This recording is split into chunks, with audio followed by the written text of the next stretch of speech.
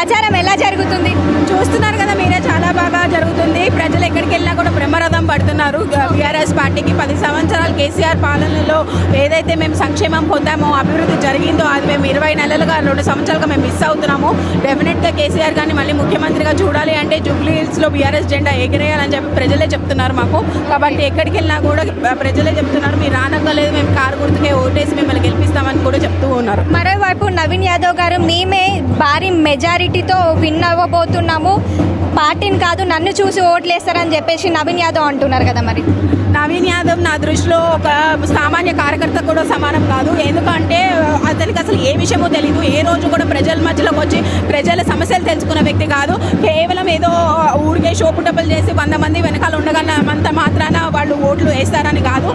ప్రజల్లోకి వెళ్ళాలి, ప్రజల సమస్యలు తెలుసుకోవాలి, ప్రజలకు ఏం కావాలో నిరంతరం అర్ధరాత్రి అయినా అపరాత్రి అయినా మాగంటి గోపీనాథ్ గారు ప్రజల సమస్యలు తెలుసుకునే వాళ్ళు. ఎప్పుడైనా కూడా ఫోన్ లిఫ్ట్ చేసి మాట్లాడేవాళ్ళు. ఏ టైంలో ఫోన్ చేసినా అందుబాటులో ఉండే నాయకుడు మాగంటి గోపీనాథ్ గారు. అలానే మేమందరం కూడా కార్పొరేటర్లుగా మేమందరం కూడా అందుబాటులో ఉండి వాళ్ళకి ఏం కావాలో నిరంతరం తెలుసుకుంటూ చేసుకుంటూ ఉన్నాము.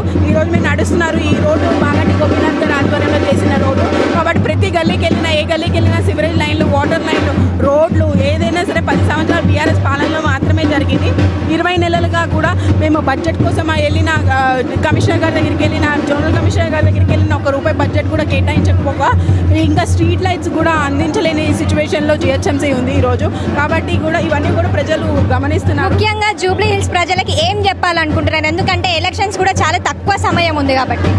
మేము ఒకటే చెప్పాలనుకుంటున్నాము, రామరాజ్యం కావాలి అంటే కేటీఆర్ గారికి ఓటేయాలి, రావణ రాజ్యం కావాలనుకుంటే వాళ్ళకి వేసుకోమనండి. ఎందుకంటే వాళ్ళు ఎంత రాక్షసులో ఎంత హింసిస్తారో, చుట్టుపక్కల ఉన్న వాళ్ళు ఎంత చిన్న వ్యాపారస్తులు, స్ట్రీట్ వెండర్స్ కూడా ఏ పని చేసుకోలేరు. డెఫినెట్గా వసూలు అవన్నీ చేస్తారు. కాబట్టి డెఫినెట్గా కూడా కారు గుర్తుకు ఓటేసి మాగంటి సునీత గారిని భారీ మెజార్టీతో గెలిపించాలని కోరుకుంటున్నాను.